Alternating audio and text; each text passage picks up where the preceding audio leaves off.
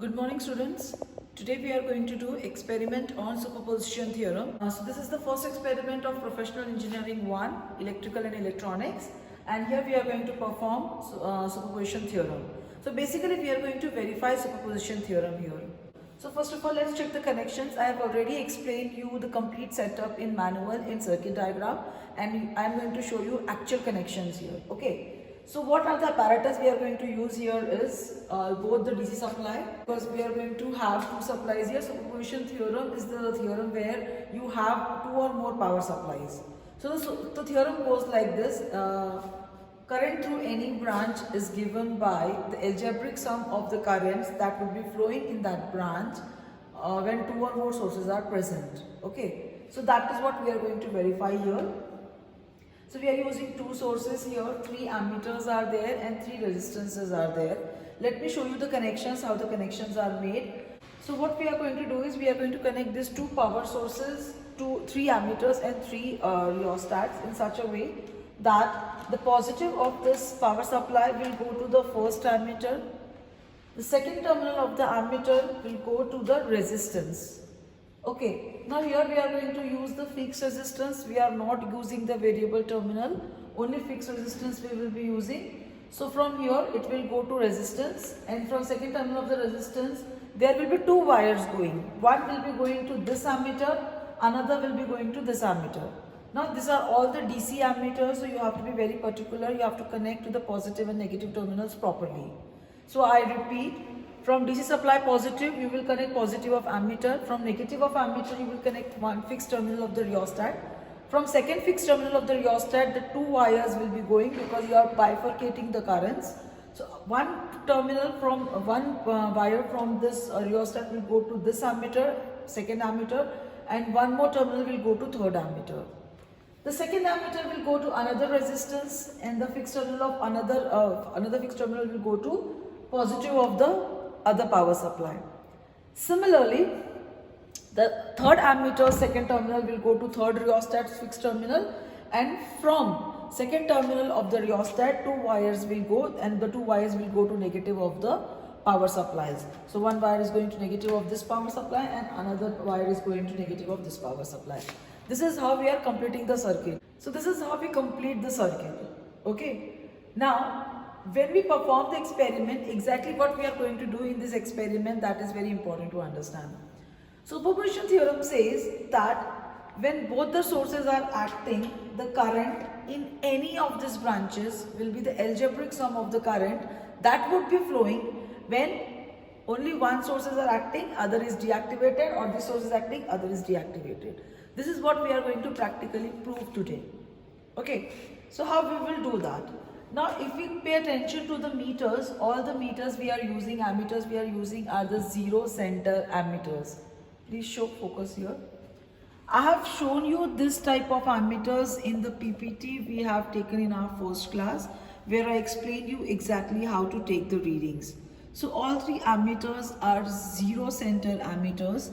So if you see the pointers reading towards right side of the meter, it means the reading is positive. But if you see the pointer towards the negative side of the meter, then you can say, or left hand side of the meter, you can say that the reading is negative. So current is not flowing exactly from positive negative, but in opposite direction. This is why we are using this center zero ammeter, so that we can get the idea of direction of current as well. So all three meters are exactly like that. So here what we are going to do is, here we are going to perform this practically in 3 steps. First, when both the sources are activated, we will give some voltage and we will see how much is the current flowing through each ammeter. And then second step, we will make one active, other deactivated, and in third step we will do vice versa. And hence we will find out that the algebraic sum of the other 2 steps will equals to the value of the first step. Okay, that is what we are going to verify here. So let's switch it on and let's set it to 10 volts. The first power supply I have switched on and I have set it to 10 volts. And another also I will switch it on and again I will set it to 10 volts.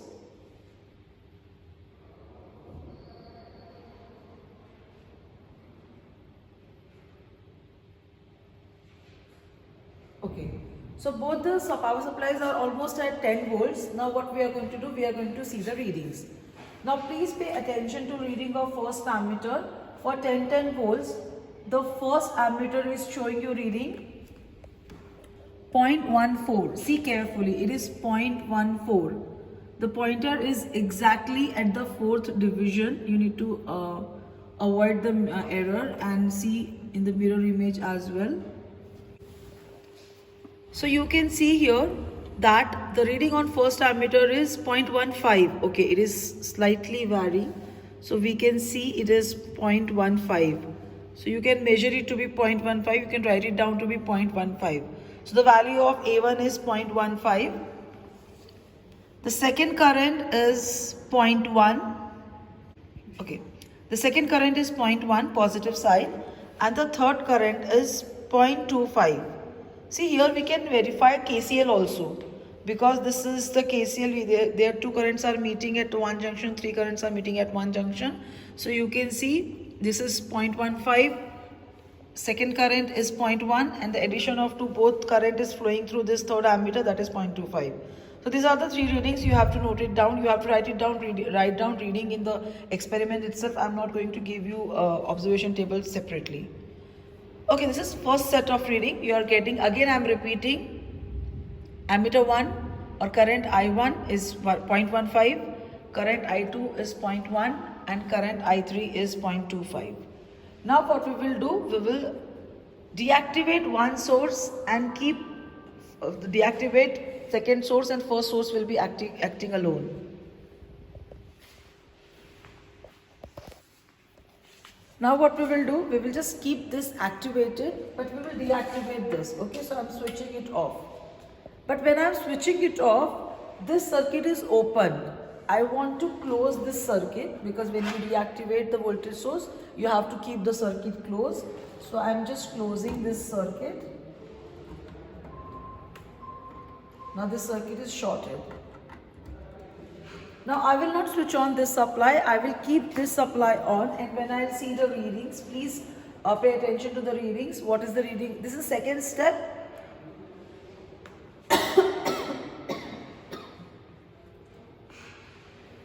This is second step, and again if you read the ammeters, please bring your. See, the reading of first ammeter is 0.25 to the positive side, means it is going to the correct direction. So 0.25 is the current in the first ammeter.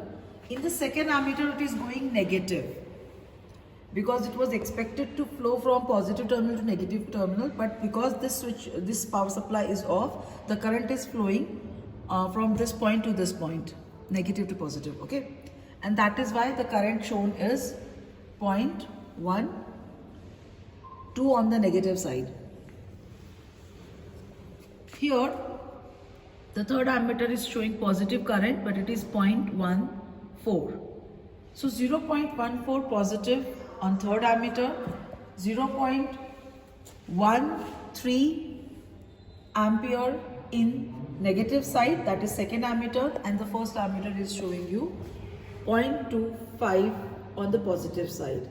Again KCL applies here. When you apply the KCL, you will find out that the algebraic sum of three currents are same. Okay, so positive plus positive, when you go for the incoming and algebraic sum of incoming and outgoing current comes out to be 0. Okay, or you can say algebraic sum of the incoming current is same as algebraic sum of the outgoing current. So these are the readings of the second step. I repeat, the first ammeter is showing you 0.25 on the positive side.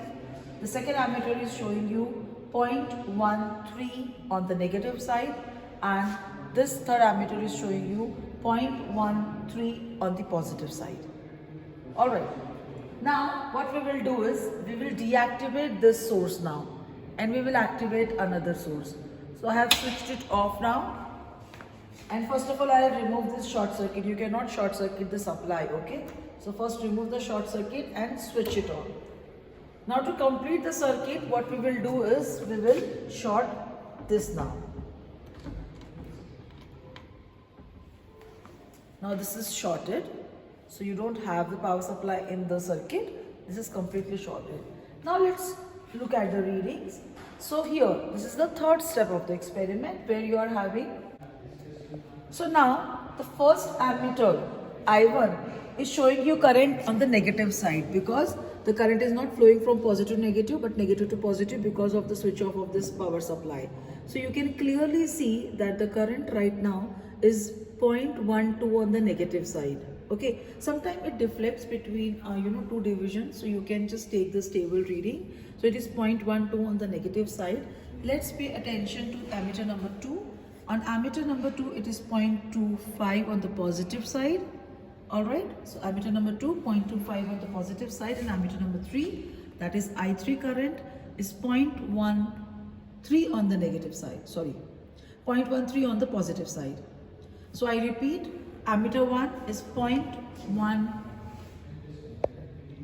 on the negative side, ammeter number 2 is 0.25 on the positive side, and ammeter number 3 is 0.13 on the positive side. Okay, so this is how you need to perform this experiment.